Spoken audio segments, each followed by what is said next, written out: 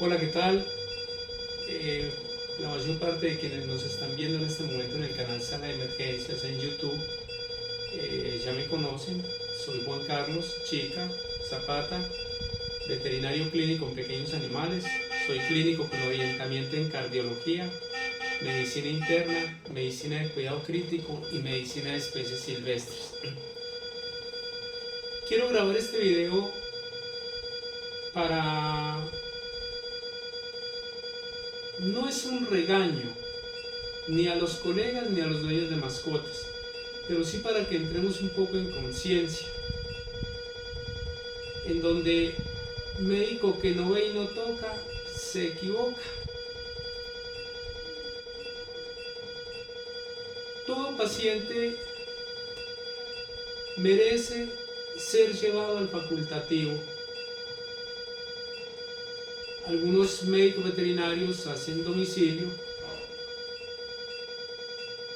Yo no hago domicilios porque pues tendría que ausentarme de la clínica y los costos no me dan ni lo que yo le cobraría al dueño del paciente, ni la pérdida de algunos pacientes que lleguen y no lo encuentren a uno, entonces no le veo sentido. Hoy estoy haciendo, esto es algo muy especial porque pues me dio mucha tristeza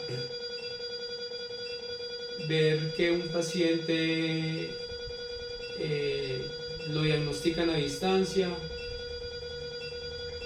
lo pronostican a distancia sin ni siquiera verlo.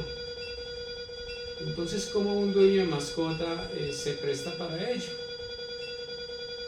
Y hay médicos veterinarios que son expertos en eso,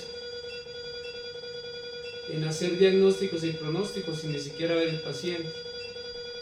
La medicina veterinaria por eso difiere en tantas cosas de la medicina humana, y a veces nosotros nos quejamos, es que los médicos humanos no, es que la medicina humana se respeta y se hace respetar. Y nosotros vamos atendiendo de cualquier manera en los consultorios médicos, las campañas de los fines de semana, en donde cosas que no deberían existir porque la ley 576 del 2000 las prohíbe. No se puede ejercer en la calle sin los recursos necesarios, sin hacer historial clínico, sin formulación médica, formulando por ahí una hoja cualquiera de cuaderno o una hoja que nos regala un laboratorio. Debemos de tener nuestros propios recetarios. Estamos hablando del caso de Noah. Hermoso nombre.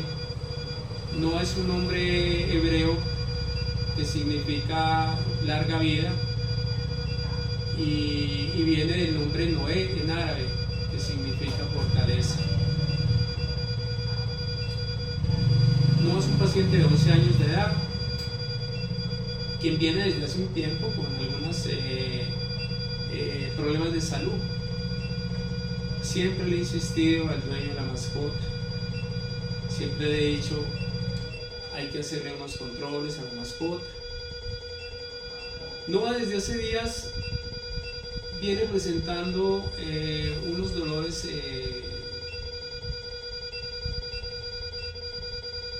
articulares y no se puede parar, entonces se hace popó, orina ahí mismo.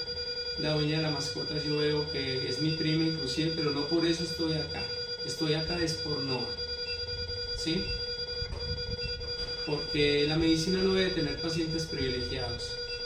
La medicina debe ser ¿para quién? La medicina debe ser para todos. Para todos debe ser la medicina. No se operan pacientes en campañas de esterilización que porque son de la calle, sin exámenes que porque son de la calle. No, hay que hacer las cosas bien hechas, hay que evaluar riesgo quirúrgico anestésico para poder establecer un protocolo quirúrgico para ese paciente de anestésico, no para los 30 que están haciendo cola, como en las campañas. Yo veo pues que mi prima está preocupada, mi prima Diana Rocío está preocupada con Noah, porque le vendieron prácticamente la idea de que no había nada que hacer, de que los dolores son insoportables. ¿Cómo sé yo cuál es el grado de dolor que tiene un paciente si ni siquiera tomo presión arterial? Si ni siquiera evalúo posiciones álgidas en el paciente. ¿Cómo puedo yo como médico veterinario? Yo no puedo como médico veterinario venderle la idea a un dueño de mascota de que ya no hay nada que hacer solamente porque mis conocimientos llegan hasta ahí. Nosotros, colegas, debemos de aprender a interconsultar, debemos de aprender a derivar como se hace en medicina humana y como se hace en medicina veterinaria en muchas partes de Colombia y de Sudamérica y del mundo.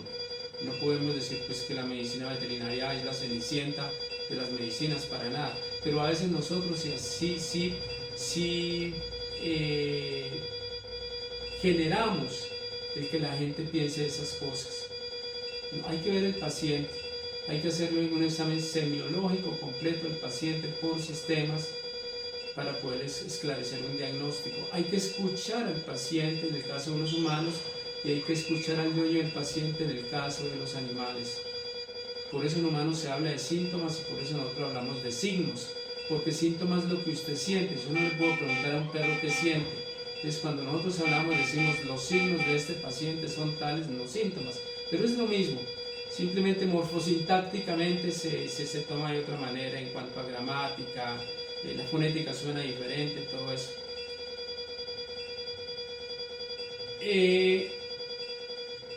Hay que ver el paciente, hay que escucharlo, hay que escuchar la anamnesis, lo que nos cuenta el dueño del paciente, lo que nos cuenta el paciente en el caso del ser humano. Mirarlo por sistemas, auscultarlo, palparlo, mirarlo. Necesitamos exámenes complementarios del paciente, hay que mandarlos. Cada examen clínico tiene una función. En una espirometría yo no puedo valorar un problema cardíaco. En una radiografía yo no puedo evaluar otro tipo de problemas.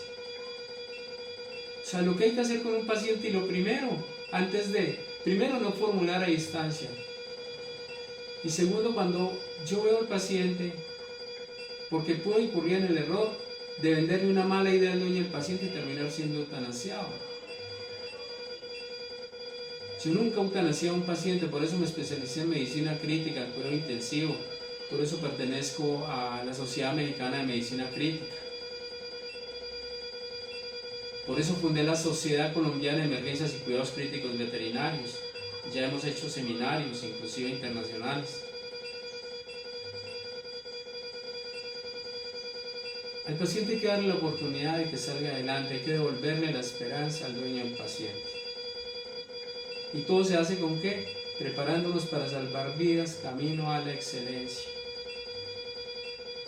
Paciente Noa de 11 años de edad, quien viene con unos dolores articulares desde hace días, micciona, orina y hace popó prácticamente postrada. Claro que eso debe anunciar a un dueño de un paciente.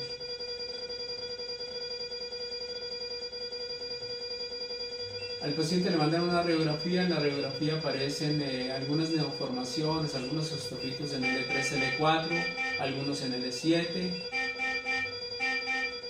Se hacen en un muy buen sitio de Manizales por especialistas. Pero lo que ellos dicen ahí no, o sea, ellos hablan de lo que encuentran en el examen radiográfico y dan algunas sugerencias, pero esas sugerencias no quiere decir de que el paciente tenga eso, sino de que el médico veterinario tratante pues se entra a determinar a través de otro tipo de exámenes cuál puede ser de esas patologías que la radióloga le está sugiriendo, mas no es un diagnóstico, solamente es algo presuntivo. ¿Por qué un paciente no puede caminar? Un paciente no solamente puede caminar porque tenga un agujero estrecho medular, porque tenga una compresión medular. Un paciente no puede caminar porque tiene un dolor, y ese dolor no solamente está a nivel osteoarticular. Un paciente no puede caminar porque tenga un abdomen agudo. No puede caminar porque puede tener un abdomen agudo. puede tener alguna inflamación o lesión en alguno de los órganos de cavidad abdominal. Un paciente no puede caminar o que tenga una cojera producida por una arteriosclerosis de arteria ilíaca o circunfleja. Y porque esto sea debido a una embolia pulmonar de pronto. Un paciente no puede caminar por muchas causas. Siempre hay que evaluar el paciente, colegas. Un paciente no puede caminar porque no puede caminar porque las uñas pueden estar largas y esto le produce dolor al caminar. Un paciente no puede caminar porque tiene un dolor agudo provocado por una infección renal. Ustedes han visto los pacientes renales en humanos que se paran y se cogen la columna y caminan agachados. Diana, mi prima, me refiere que ya se viene con una orina muy fuerte, muy amarillenta. Entonces yo le pregunto al colega que vio el paciente, ¿cómo está la densidad de la orina? ¿Cómo está la proteína en la orina? Los primeros marcadores bioquímicos de enfermedad renal es una proteinuria y una densidad alterada. Porque la densidad de la orina me muestra una tubulopatía a nivel renal y la proteína me muestra que hay un daño a nivel de corteza renal, porque allí es donde se localizan las nefronas. Y como la proteína es lo primero que pasa cuando hay daño renal, pues es lo primero que debemos de averiguar. ¿Sí? Nos podemos adelantar a la enfermedad renal en un paciente midiendo dimetilarginina simétrica, un SMA, mirando microalbuminuria, mirando un ratio proteína creatinina, es cierto. Pero es tan fácil, colegas, con un refractómetro hacer una prueba de densidad urinaria, hacer una proteína. La densidad debe estar entre 1005, 1010 y 1030. En gatos va hasta 1060 inclusive. Pero va aproximadamente de 1030, 1040, 1060. Hay que mirar los parámetros clínicos de cada paciente. Debemos de tener en cuenta si estamos ante un macho o una hembra, si estamos ante un bebé, un pediátrico, un neonato, estamos con un adulto o estamos con un geriátrico. Los niveles de creatinina, de ácido úrico, de nitrógeno ureico, de BUN cambian. La medicina veterinaria hoy en día está a otro nivel, pero debemos de prepararnos para ello. Y no podemos ser tan folclóricos de ir haciendo diagnósticos y mucho menos sin mirar el paciente a distancia, vendiendo una idea a un dueño del paciente. Claro, el dueño del paciente, lo que diga el médico es como la palabra de Dios. Pero entonces que esa palabra sea basada en un conocimiento robustecido sobre el tema. ¿Sí?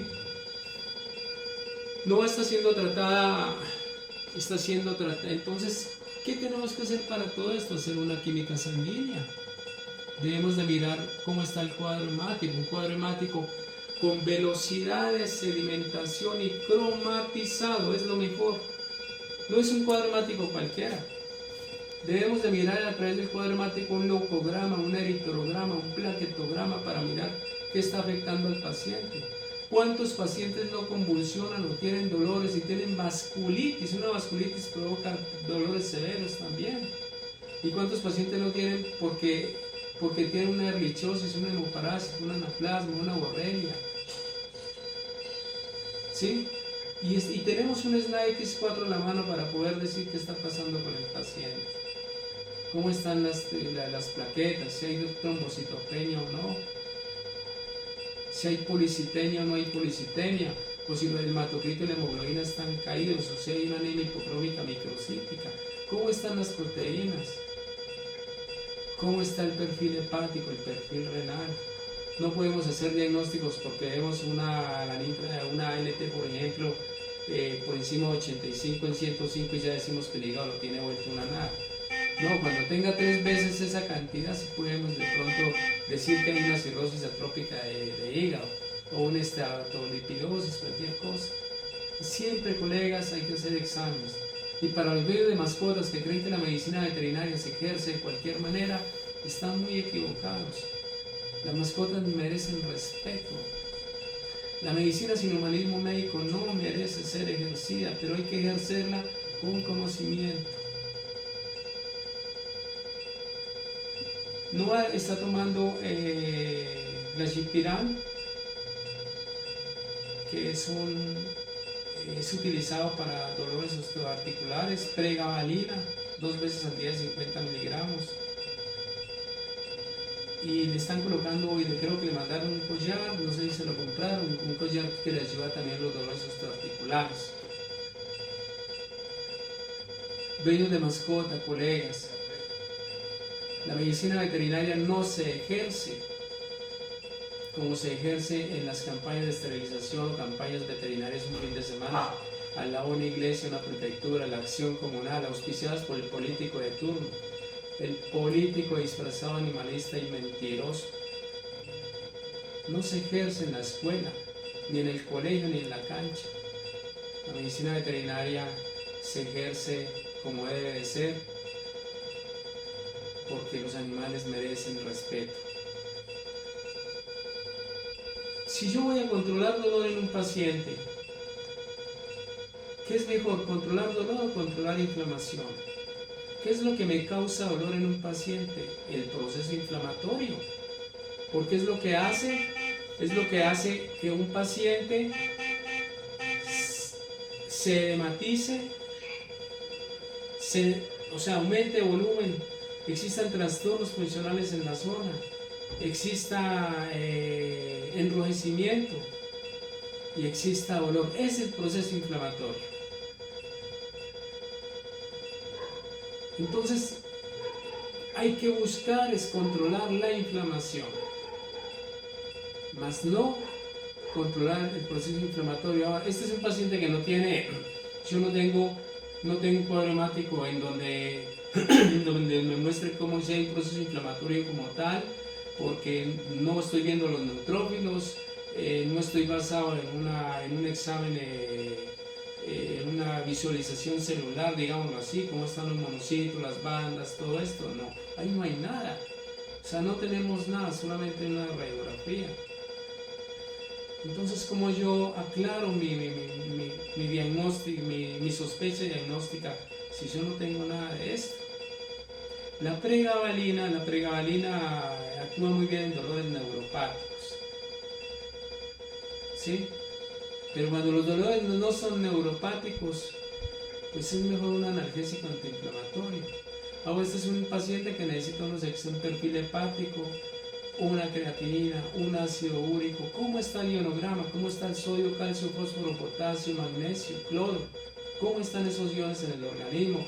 Que son los que me muestran, junto con el bicarbonato, si hay una acidosis metabólica o hay una alcalosis respiratoria compensatoria por una acumulación de ácidos volátiles o no.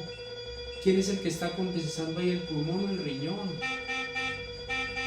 Pues cuando no hay nada de esto y no podemos mirar al paciente desde el punto de vista crítico, es mejor derivar e interconsultar. Hoy hay grupos latinoamericanos buenísimos de médicos veterinarios muy buenos, a quienes les podemos consultar. Yo generalmente no coloco en grupos nada porque me enloquezco con 50 colegas opinando. Yo tengo 1 o 2 colegas a quienes les pregunto y no me enloquezco. Eso. Entonces, mire, es mejor controlar la inflamación que controlar el dolor. Yo le voy a recomendar, Diana, le voy a recomendar un producto muy bueno que se llama Artrin Pro. Tiene el mejor antiinflamatorio y tiene lo que le gusta a todo el mundo. Esto es condroitin sulfato y todo esto, y glucosaminoglicanos y todo esto. Pero le va a desinflamar. La va a utilizar por 8 días y miramos cómo va. ¿Sí? Eso. Al examen clínico del paciente en este momento, vemos que es un paciente, ahí podemos ver los monitores, hizo una presión arterial de 149/86. Vuelvo y repito, la presión arterial más importante no es la que me muestra la presión arterial sistólica y diastólica. Pero si no tengo sino las dos, la más importante es la diastólica, porque es la que me muestra cómo están perfundidos los tejidos, es la que me muestra cómo está llegando la sangre al corazón, ¿sí? ¿Y de dónde viene esa sangre? Viene de los tejidos. Tiene 149/86, tiene una presión, mire todo lo que vamos a averiguar con una presión arterial. Muchos colegas no toman presión arterial. 149 sistólica, 86 diastólica. Presión de pulso. La presión de pulso es la diferencia entre la presión sistólica y la diastólica. 149 menos 86 nos da una presión de pulso de 63. Frecuencia cardíaca, 77. Presión arterial media. La presión arterial media está determinada por 2 veces la presión diastólica, o sea, 86 por 2, más la sistólica, 149 dividido 3. Esto nos da 321 dividido 3, 107 de presión arterial media. Es una presión arterial media que está elevada. En cuidado crítico y en anestesiología se tiene en cuenta la presión arterial media, más no la presión arterial sistólica y diastólica, y se obtiene tomando las dos, ¿sí? Esto es lo que hay que hacer. El índice de choque, ¿cómo lo obtenemos? El índice de choque es la frecuencia cardíaca del paciente, que ahora que la estaba haciendo en 77, dividido presión arterial sistólica. 77 dividido 149 nos da un índice de choque de 0.5. Pero hay un índice de choque modificado, que es la frecuencia cardíaca debido a la presión arterial media, y nos da 0.71 índice de choque modificado. Entonces, si vamos analizando, la presión de pulso está en 63, está elevada porque está por encima de 30 milímetros de mercurio. Cuando está por debajo de 30, quiere decir que el gasto cardíaco está bajo, porque las presiones vasculares sistémicas están elevadas por un mecanismo de vasopresión. ¿Y en qué podríamos pensar? Podríamos pensar en que el paciente tiene un shock oligoémico, un shock hipovolémico, un shock hemorrágico. Pero ¿cómo estaría el paciente? Tendría un índice de choque modificado por encima de 0.9 y lo tiene en 0.71. O sea que no es un paciente que esté para estar pensando la idea de lo que le dijeron, y más sin unos exámenes, y más sin ver el paciente. Más respeto, colegas, por la medicina veterinaria y por los pacientes.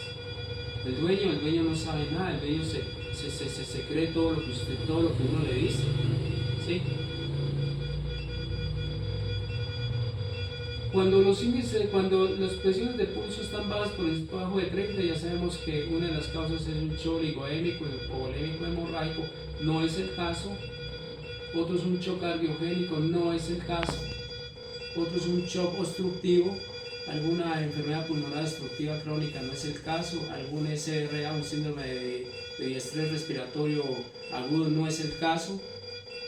O una tromboembolia pulmonar, que no es el caso. Yo ya la estuve mirando y la oculté.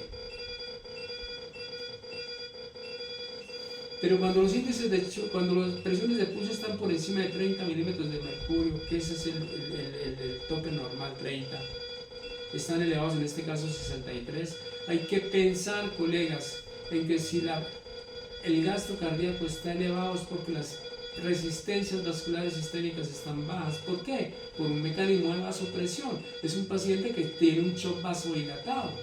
¿Y en qué podemos pensar? En un shock de tipo distributivo. ¿Cuál es el más común? El séptico, una infección. ¿Y cómo la detectamos? Necesitamos mirar un hemograma. Sin él no podemos decir nada. Sin embargo, vamos a iniciar tratamiento de antibiótico-terapia porque hay que correrle a NOA y hay que ayudarle a NOA. Y lo otro que podemos pensar en shock de tipo distributivo es el shock tóxico, una anafilaxia, una intoxicación, un shock metabólico. En este caso yo pienso más en un shock de tipo distributivo que provocado por un shock de tipo séptico. La presión arterial media la tiene en 107, está elevada.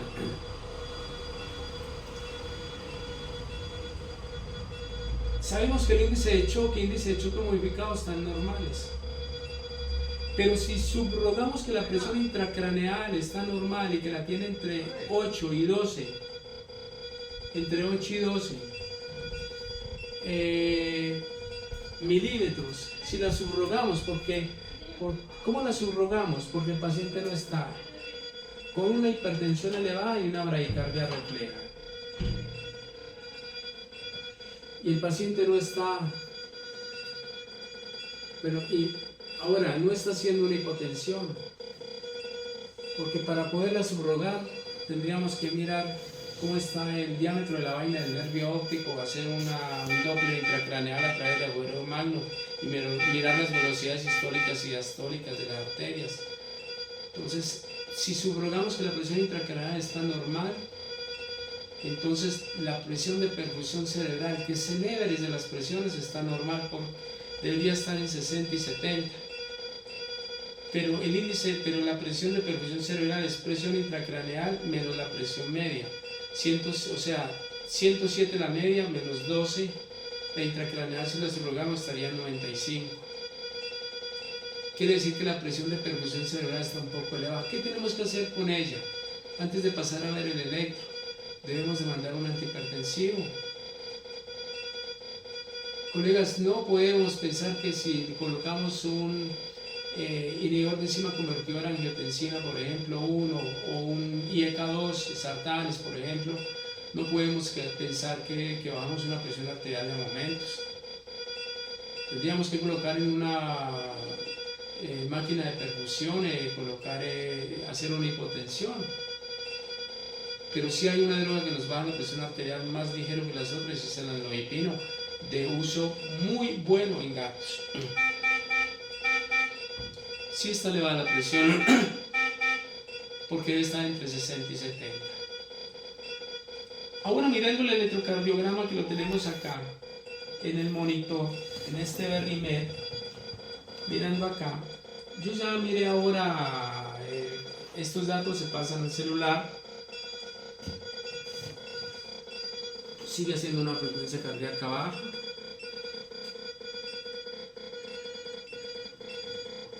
En el análisis del electrocardiograma que aquí está, se miran varios puntos. Primero, que el nódulo sinosal, que es el general del corazón, me esté generando el impulso eléctrico. Que no me lo esté generando, o sea que no sea reemplazado por el nódulo auriculoventricular, el nódulo de Purkinje o el nódulo de Las de His. Cada uno de estos nódulos deben de tener un automatismo y generar un impulso eléctrico. Pero el más importante es el general del corazón. ¿Sí? Entonces, general mata teniente. El nódulo sinosal está funcionando perfectamente.